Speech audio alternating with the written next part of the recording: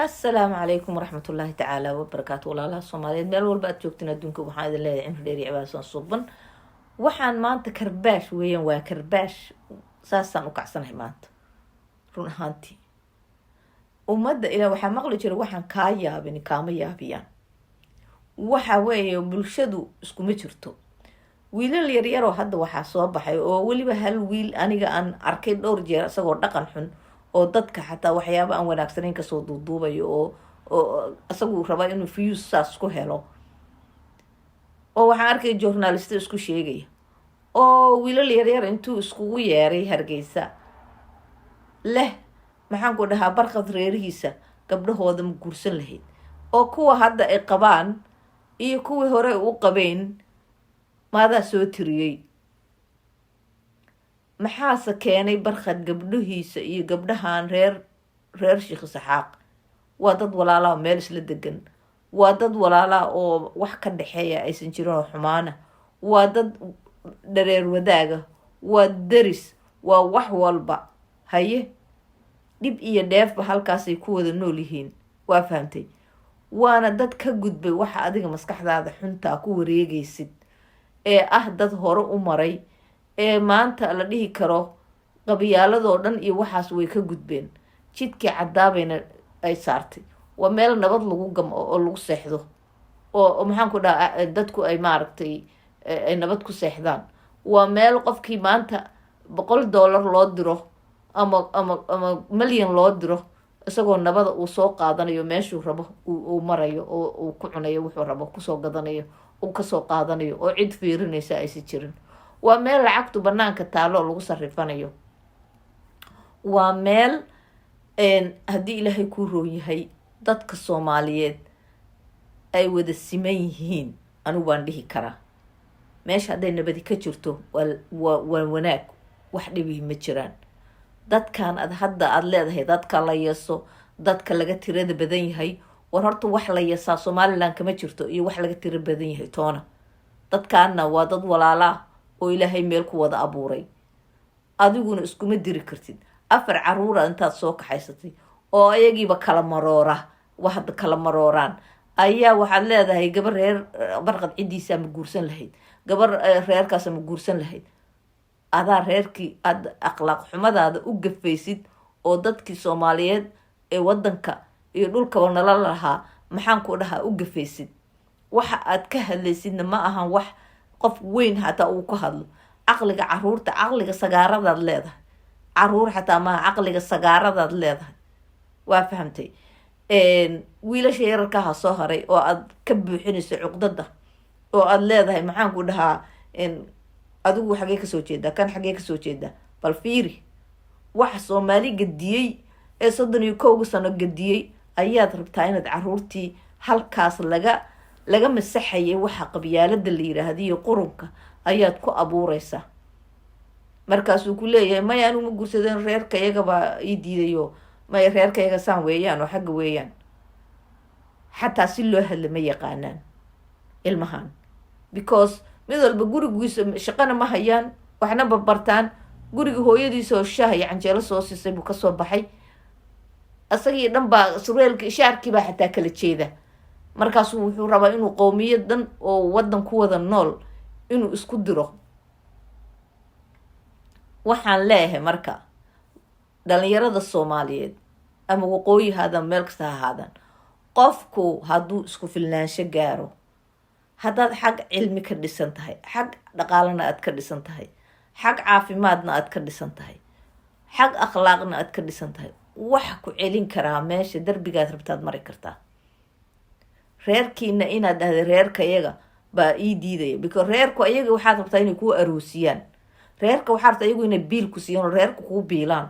waxaad rabtaa ayaga reerku inay gurigii kuu dhigaan, arooskii kuu dhigaan oo weliba haddana ku biilaan. marka inay ku xukumaan oo waxaad rabtid ay kaa sameeyaan waa xaq, because kuma filnid, ma tihid nin hore u socday oo wax qabsaday oo wax bartay oo ka xoroobay in la gumaysto. ilaan waxaas waa gumaysiye. ma fahamtay? markii lagu haysto ilaa iyo haddii iskool sare lagaa soo bixiyo dugsi quraan lagu soo baro oo aad micnaha aad 20 soo gaarto saaxiib waa inaad adigu wax noqotaa waa inaad adduunka la jaan qaadaa, waa inaad jaamacad iyo meeshaad rabtidba aada gaartaa, markaana aada shaqo raadsataa meeshay doonta ha ahaato. waa fahamtay? laakiin nin isagii gacanta lagu hayo oo raba maxaanku dhahaa in isagii loo aroosiyo oo loo biilo, walaal waa lagu xukumaya, waa khasab. reerku waxay ku dhahayeen xataa in adeertaa aabbaha la dhalta hadii aysan rabin waxay ku leeyihin maya tan mayhe tan kala dooro. tu jamaican hadday rabayaan waxay ku leeyihin okay waa iyadaa kuu roona tan dooro, bika waa lagu xukumaa. waxaa taa nin gumaysi ku jira. dadkiina marka journalistayaalka isku sheegaya ee soomaalida u gafaya, ee dadka waxtar kale iyo dadka sharafta le u gafaya, ee qabiilada isku diraya soomaaliyeed, ee maxaanku dhaha dadka walaalaha ee wadanka wada degan raba inay qabyaalad iyo cuqdad ku kala abuuraan raba. waxaan idin leeyahay ka waantooma. waxa aad sheegaysiin waa inay yihiin wax waxtar ah oo dadka wax u taraya. journaliyaalkii idinka keliya ma ahan. waa fahamtay? waa inaad waxa aad sheegaysiin ay yihiin wax oo aan maaragtay xasaasiyad kicinaynin, ummadana isku diraynin. ma waxaad rabtaan inay haddana olosho hargeysiyo berbera ilaa iyo 10 sano miyay ahayd mise 7 sano 8 sano ka hor markii la isku dhacay reerka barqad kasoo jeeda iyo reerkan kale isku dhaceen ee hargeysiyo buraac basa u ololeysay. haddana waa kaas meelay kala tageen iyo meelay kala aadan midna ma jirto. ilaahay baa meel ku wada abuuray. waxaasna way dhammaadeen. xumaan iyo dhibaatana ma jirto maanta. cuqdada aad dadka kala gelinaysiin dadkiinan journaliyaalka isku sheegaya waa inay joojiyaan. anigu waan waayay dad journalistayaal ah oo noocaan oo kale u hadlaya oon la xiraynin. dadka qaar markii la dhaho maxaa loo xiray waad yaabaysaa. anigu dadka qaar journaliyaasha in la xiro qaarkood ma jecli, oo waa inay xornimadooda ku hadlaan, weliba aysan xasaasiyad abuureynin oo soomaalida dhexdeeda iyo dadka wadanka wada degan dhexdiisa.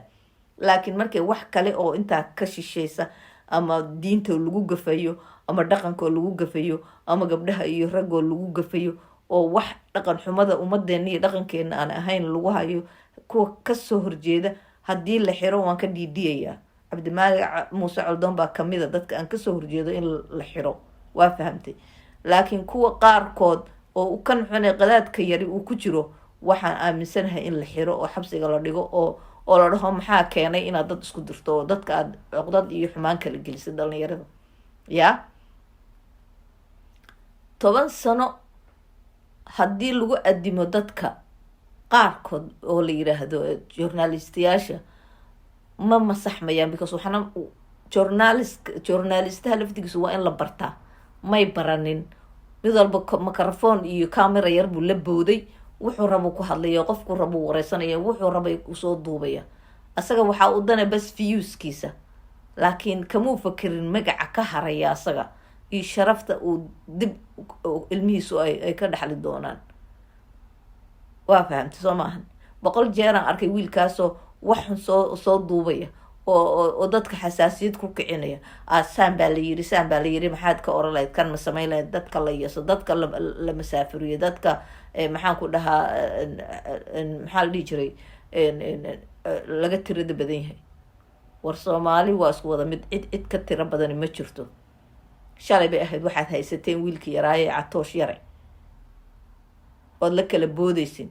ma ayaga ugu horeeya dad meeqaa isqabta? ma idinkaa dadka kala kontaroosha, mise idinkaa gabdhaha alaabadooda kala kontaroosha, mise idinkaa famiilada akhlaaqdooda iyo iimaankooda wada og?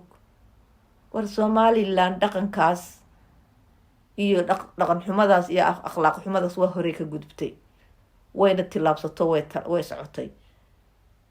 barqadna wakaas wuxuu ku fadhiyaa baarlamaanka Soomaaliya. shalayna ummadoo dhan ayaa usoo wada baxday, dal iyo dibadba.